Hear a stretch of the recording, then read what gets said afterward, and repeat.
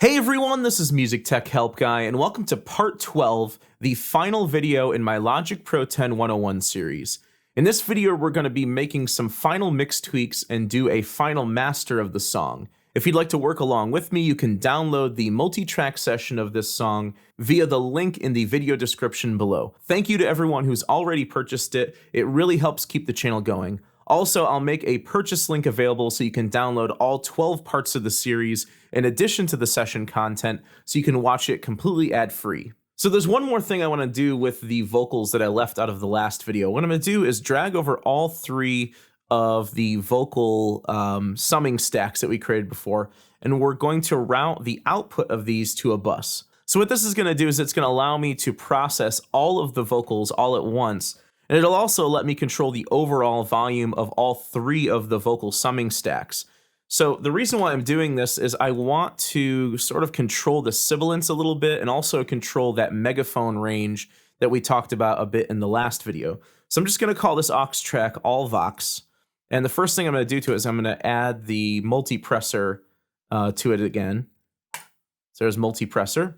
So I'm going to keep the stock ratio, attack, and release settings. But what I'm going to do is I'm going to play with the threshold settings in the upper two bands, because mostly what I want to do is control this megaphone range and also control the sibilance in the upper band.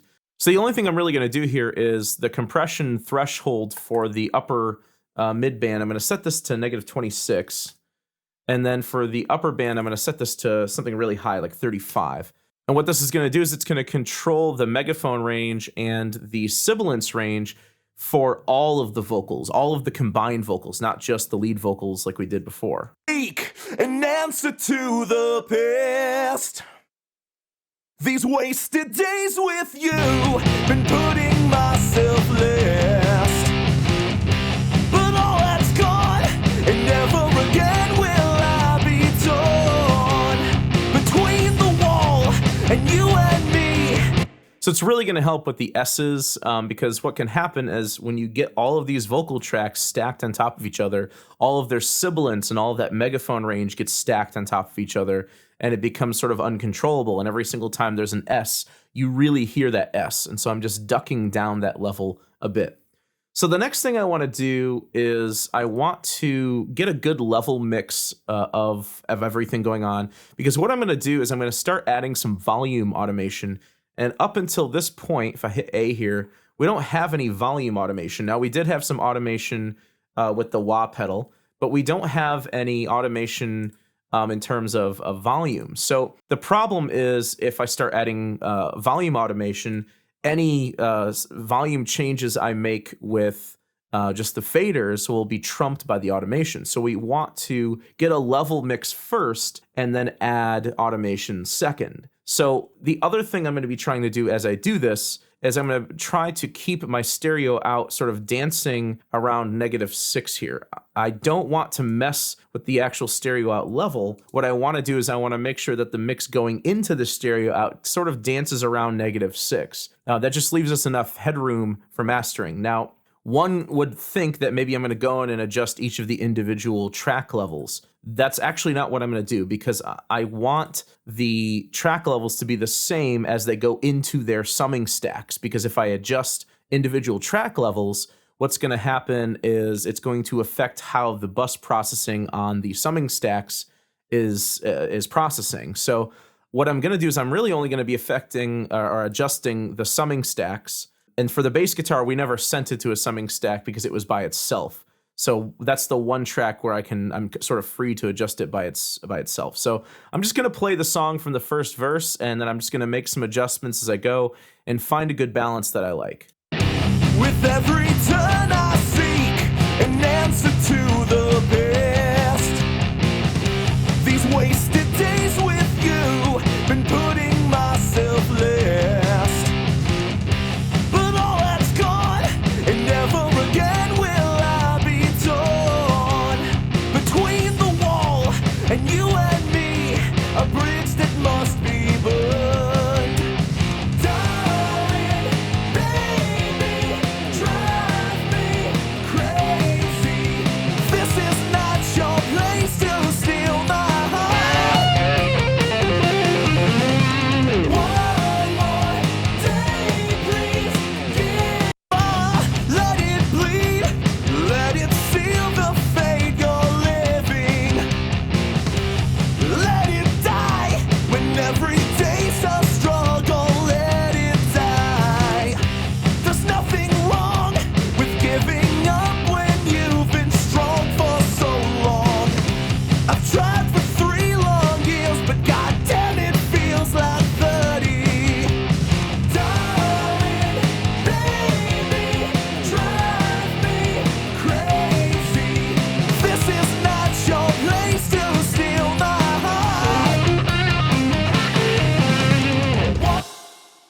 So I've got a balance I like, but I'm still not really getting enough headroom for mastering. You'll notice I did go in and change a couple track levels, mostly the kick, snare, and toms, just because I really want the punch of those to come out quite a bit more.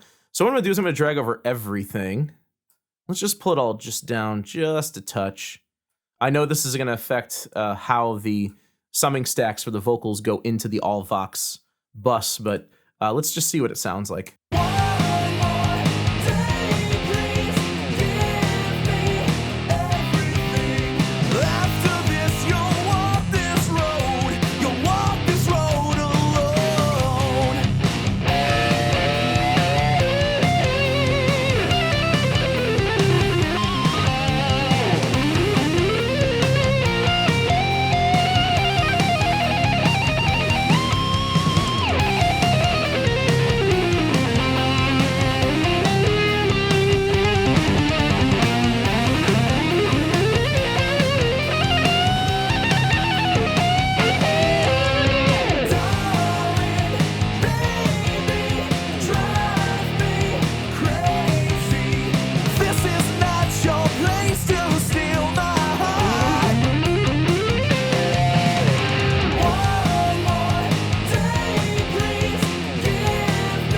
All right, so we've got a little more headroom now.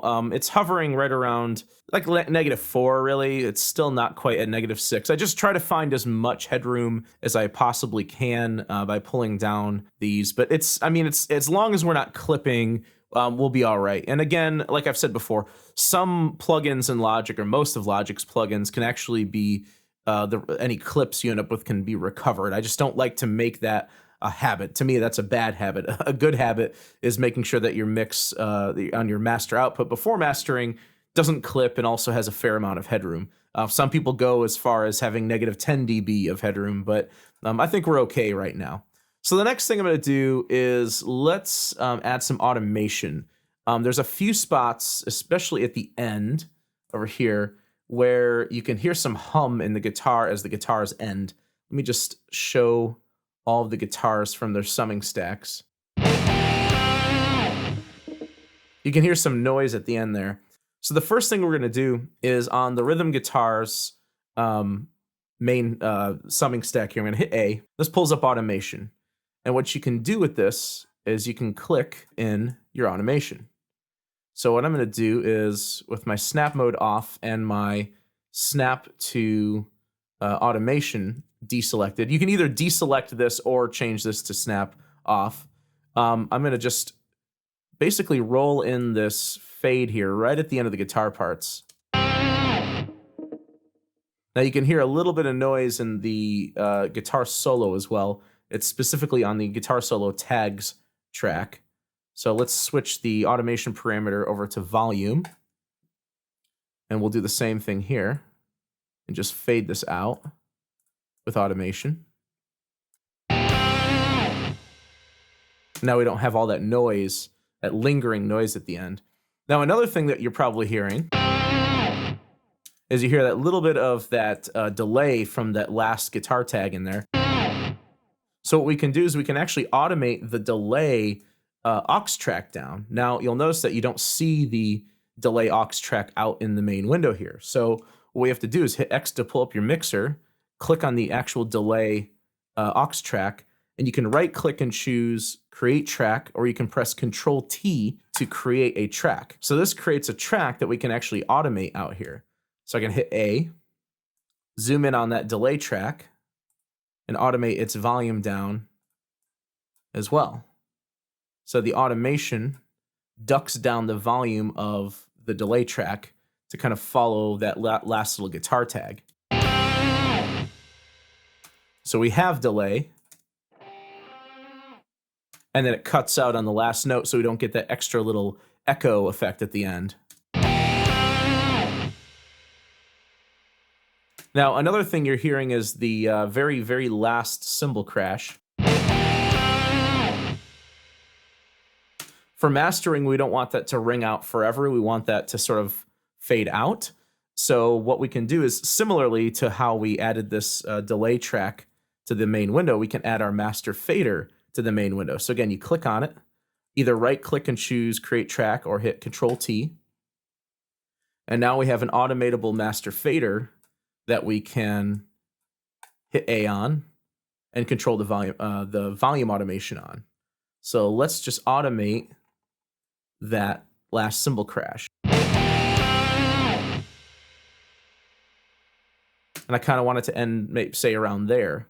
So I can click, create a couple automation points, pull this one down.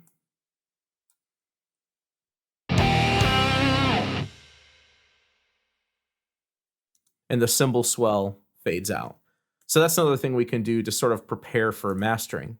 So we've got our most of our automation out of the way. There is one more thing I kind of want to do here. And this is in the guitar solo tags track. Let's go back to that one. And that's all fine there. But at the end where I kind of like slide down, I want that to sort of fade out so that the music and the solos kind of dovetail into each other. So at the tail end of the solo, I can fade this down with automation, again, so it dovetails back into vocals again. And the slide isn't so distracting. Let's move over to the next chorus here.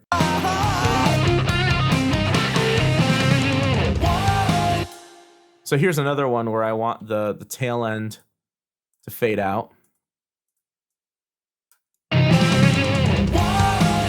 I think the solo tag at the end of the guitar solo is a little too loud too. It's kind of down an octave from the solo, so let me just duck that down a little bit.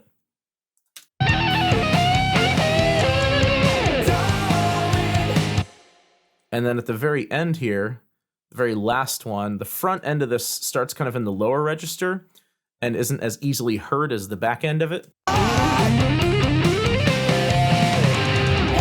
So I want to do the same thing I did before and just sort of fade out the last little slide. But in the beginning, I want to actually start this solo a little louder, just like so, and pull it up. So those lower register notes come out a little bit better.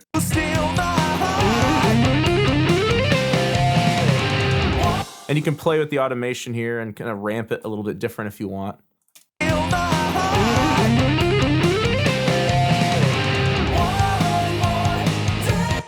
It's really up to you how crazy you want to go with automation. I mean, you can really go through your mix and have your whole mix look like a spaghetti plot or something. If you really want to take that much detail into it, I usually prefer trying to get the levels pretty much 90% where I want them to be with just compression and EQ alone, and then go back and add automation where it's necessary. Let's hear this final little tag here. Yeah, just pull it down a little bit.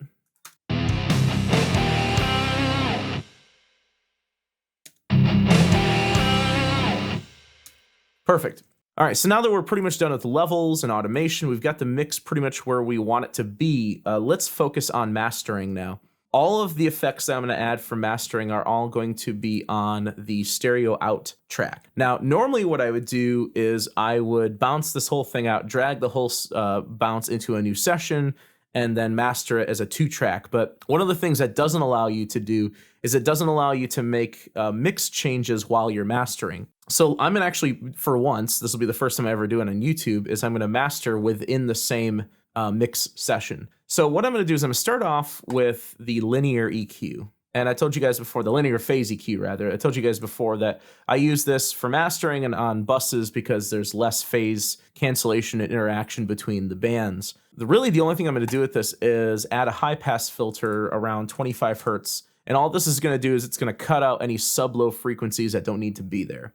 The next thing I'm gonna do is on my high shelf here, I'm going to boost this by about 1.5 dB. And really the only thing this is going to serve is to boost the sibilant high air frequencies a bit. So I moved the frequency down to about 6,700 Hertz, boosted it by 1.5 dB. So a very, very subtle EQ. With every turn I seek an answer to the best. Cool. So the next thing I'm gonna do is add the multipressor. Again, in the last video, we talked about how this is a multi-band compressor, and we used a lot of the stock settings for it. But this time around, we're really going to tweak it quite a bit. All right, so with the multipressor, what I'm gonna do is I'm gonna go through and just more or less use my ears to figure out a setting that I like. I am gonna start with a much harder hitting compression threshold and ratio. For all 4 bands, I'm gonna start with -25 for the threshold, and then 5:1 for the ratio. And then we'll go from there. And what I'll do is I'll go through and adjust the attack time, the release time, and also the makeup gain to find a tone that I like. And I'll probably play around with the frequency bands as well.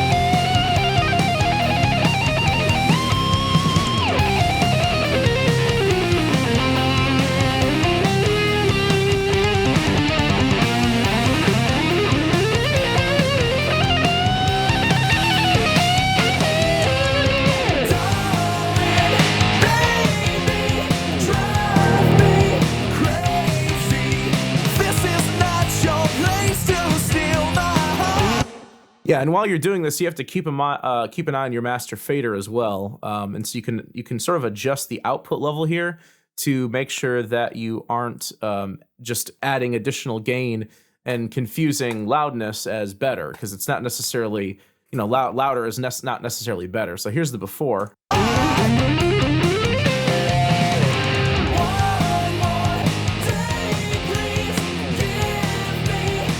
And then the after's got a little bit more punch to it, but it's roughly about the same volume. We'll probably come back to the multipressor in a bit. Okay, so the next thing I'm going to add is actually a third-party plugin, and most of the video, pretty much all the videos in this series I've done, I've just used stock plugins. For this one instance, I'm going to be using a free plugin from iZotope called the Imager. So the Ozone Imager is a free plugin from iZotope. I'll make sure to include a link to it in the video description below. But with really dense rock mixes like this, I heavily rely on stereo spreading imagers, and Logic really doesn't have anything like this in its stock plugins. So it's a totally free option you can use.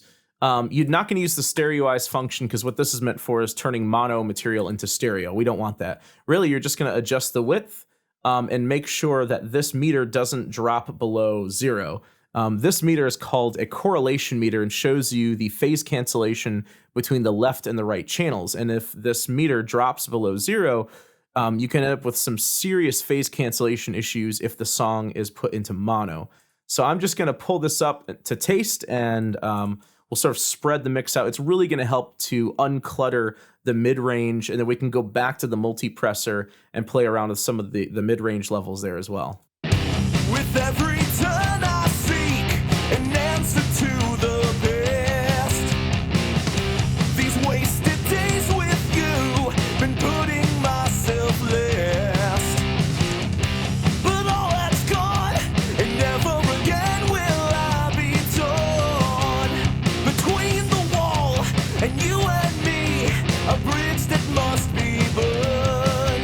Yeah, so that's really helping to take the middle material, and especially the guitars, and spread them out and make them sound a little wider. So now I can go back into my multipressor and I can exaggerate my mid range a bit more without getting that boxy, muddy, cluttered feeling.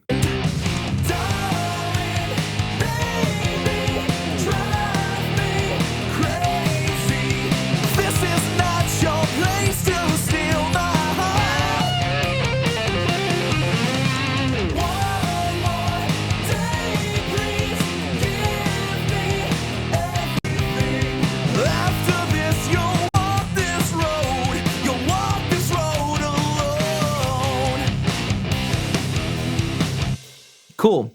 So the last plugin that's actually going to affect the sound of the master that we're going to add is called the adaptive limiter. This is under dynamics. We're going to set the out ceiling to negative 0.1. We're going to turn on the true peak detection and remove DC offset. And you can turn the look ahead down if you want. I'll do that as well.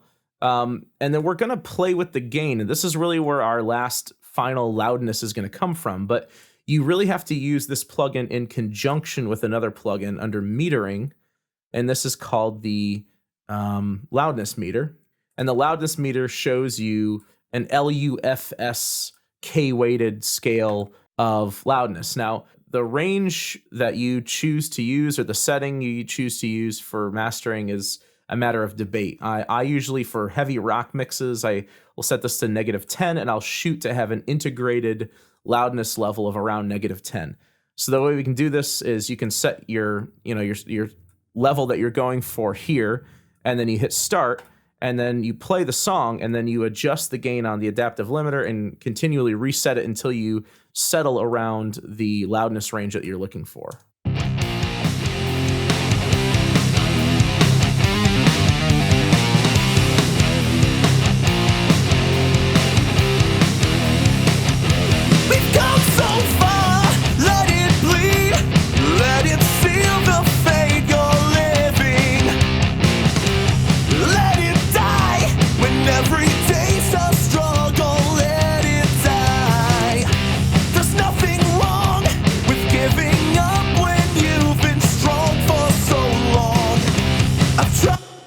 And you'll notice I'm going back to the multipressor and adjusting some of the settings, because as you increase the loudness, you're going to perceive the 1 to 5K range as louder before you perceive the others. So I'm just kind of going back and forth and making slight adjustments here, making slight adjustments here, and then resetting the loudness meter until I sort of settle on -10 with the right tonal balance that I'm also looking for. Tried for 3 long years, but goddamn it feels like 30.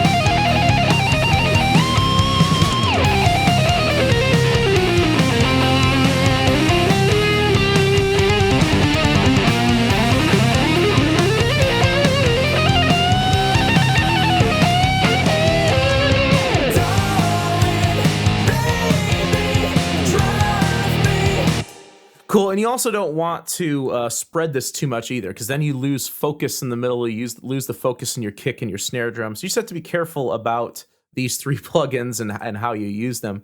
So I'm pretty happy with what this sounds like now on studio monitors. But let me listen to what it sounds like on headphones and earbuds. And another thing I'm going to do is you'll notice that my drum track is clipping here. I've turned the limiter on. I'm not going to worry about it too much because I do have this down at -4. So that 0.5 clip will be recovered because I'm using all stock Logic plugins. Some third-party plugins don't have the ability to recover clips. So what I'm going to do is off screen, I'm going to listen to this on headphones. I'm going to listen to it on earbuds. and make any adjustments just to make sure it sounds good on all three sources. It sounds good on studio monitors, sounds good on headphones, and also sounds good on earbuds. And then I'll come back and we'll make some final adjustments, and then we'll bounce out the session. Okay, so on headphones, it seemed a little boomy and a little muddy, so I'm going to pull down the bottom two bands. On earbuds, there really wasn't enough high end, so I'm going to let go of some of the compression on the high end. And the vocals seemed a little buried, so I'm going to pull them up as well. And let's see what this sounds like. This is not your place to steal my heart.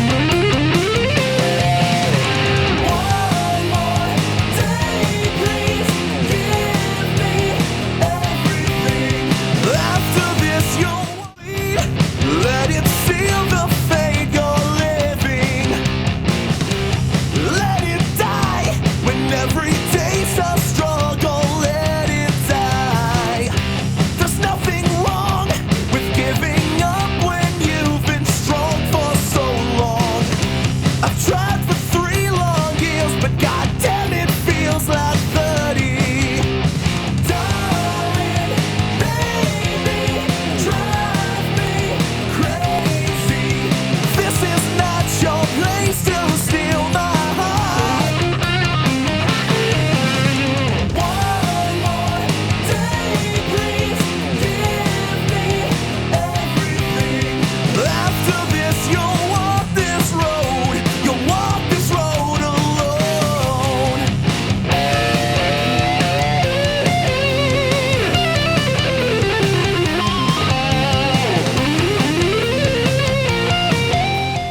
All right, cool. So I really like the way that master sounds. I had to sort of toy around with the limiter gain, toy around with some of the different bands and the multipressor to get the right balance so it sounds good in all three media. I also pulled up and then pulled down the ozone imager a bit because I was finding that I was getting some phase issues with the spread up too high. And I've got the integrated loudness right around -10, so it's really as loud as it needs to be without being like overly compressed and obnoxiously compressed. So the last thing I'm going to do is just bounce out the session. What I'm going to do is follow the master fader's fade out at the end here. So I'm just going to set my cycle range to be just a bit past that last fade out. And in the beginning, I'll set this just to be just before the song kicks in.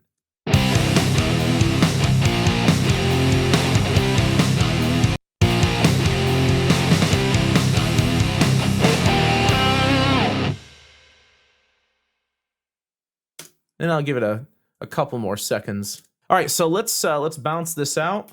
And so you hit Command B to bounce. I'm going to bounce this out as a PCM uncompressed WAV file. You can also choose an MP3. You can also choose an M4A AAC format, or you can burn directly to CD. I'm just going to choose MP3 and PCM. For the file format, I'm going to use WAV. For the resolution, I'm going to use 16-bit instead of 24-bit, even though the song was recorded at 24-bit.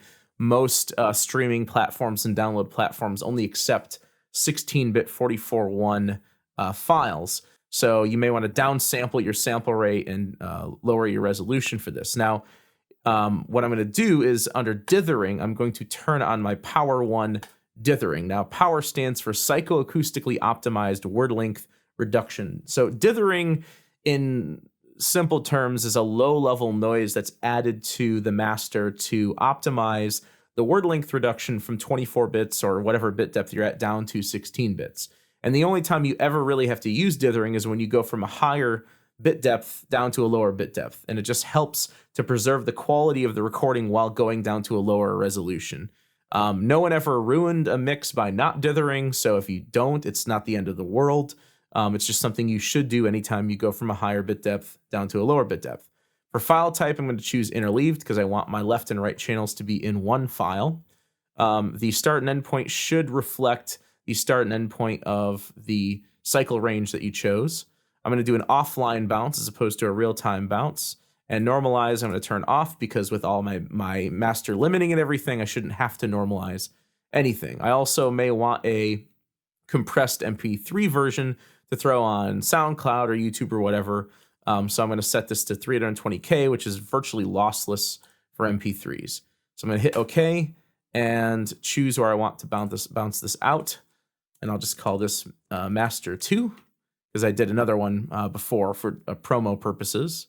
Save it in the bounces folder within my Logic session, and hit bounce, and it should bounce the whole song out.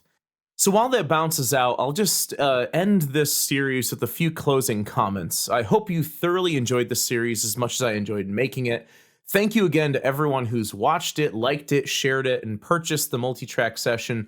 All these things help me keep these videos coming out regularly like they do now, so thank you. This series was meant for people trying to get into Logic for the first time, or people just looking to review what they already know. But with a version of Logic that seems to continually change, we've been on version 10 for like 4 years now, and there's a massive difference between version 10.0 and version 10.3. So I hope this series has helped you to understand the fundamentals of recording, audio production, music production, mixing, and mastering. That's the real goal here. But don't take anything I say as the gospel per se. Trust your ears. That's really your most important tool. I can show you in a tutorial how I would do something, but it might be slightly or even extremely different than how you would approach it. Mixing and mastering and audio and music production in general are extremely subjective fields. I could give 2 professional mix engineers the same song and get 2 drastically different mixes, both of which sound great. It's a matter of personal preference and taste.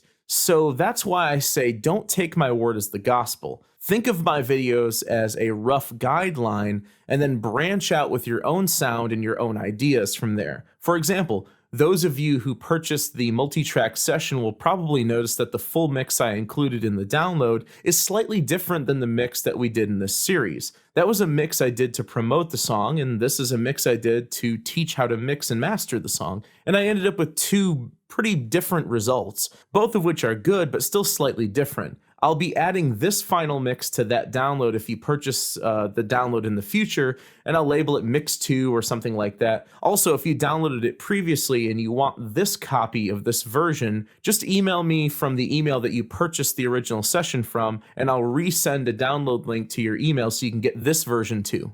Also, going back to what I said about this series being intended mostly for beginners, or folks just looking to review, we didn't use any real drums, no real amps, the bass was completely MIDI based. Everything we did in this series was recorded, mixed, and mastered in a home studio environment, with no outboard gear, all digital preamps, and with prosumer equipment. So think of this series as a foundation of bass knowledge you should know. In the 201 series, we'll be focusing heavily on music production, synthesis, and MIDI, and in the 301 series, we'll focus heavily on advanced recording, mixing, and editing techniques, and implementing Logic more in a pro studio environment. So I'll leave you with a before and after of the unmastered version, followed by a full playthrough of the fully mastered version. I hope you enjoyed this series. Again, thank you for the support, and thanks for watching. With every